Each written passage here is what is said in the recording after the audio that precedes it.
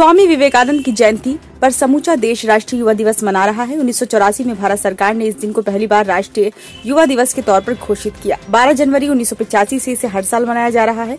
ये दिन स्वामी विवेकानंद और उनके विचारों को याद करने और प्रेरणा लेने के लिए प्रोत्साहित करता है।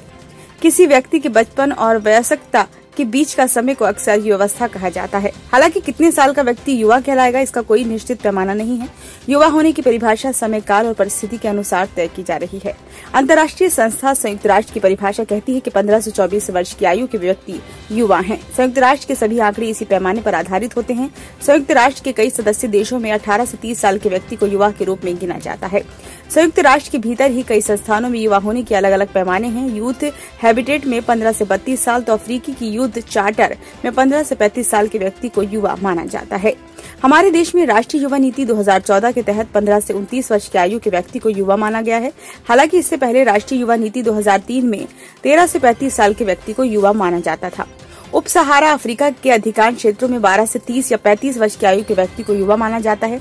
नाइजीरिया में 18 से 35 आयु वर्ग के सभी लोग युवा माने जाते हैं। वियतनाम में 15 से 35 वर्ष की आयु के लोग युवा माने जाते हैं। ब्राजील में युवा शब्द का मतलब 15 से 29 वर्ष के लोगों से है। अंतर्राष्ट्रीय श्रम संगठन यानी कि ILO के मुताबिक विश्व में लगभग हर 6 में से एक व्यक्ति की आयु 15 से 24 वर्ष के बीच है।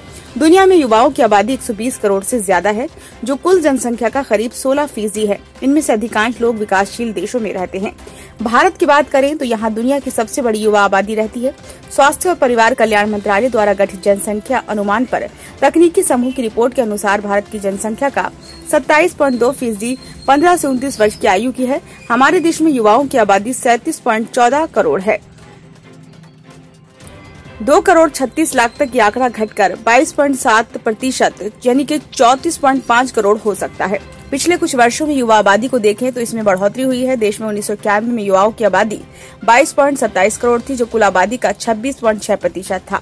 2001 में यह आंकड़ा बढ़कर 27.34 करोड़ हो गया, जिससे कुल आबादी में हिस्सेदारी 26.6% ही रही। 2011 में युवाओं की जनसंख्या 33.33 करोड़ हो गई और कुल हिस्सा जो था वो 27.5% रहा। 2016 में आंकड़ा 35.96 करोड़ हुआ और पूरी आबादी में ये हिस्सा 27.9 था। ब्यूरो रिपोर्ट, नई दिल्ली।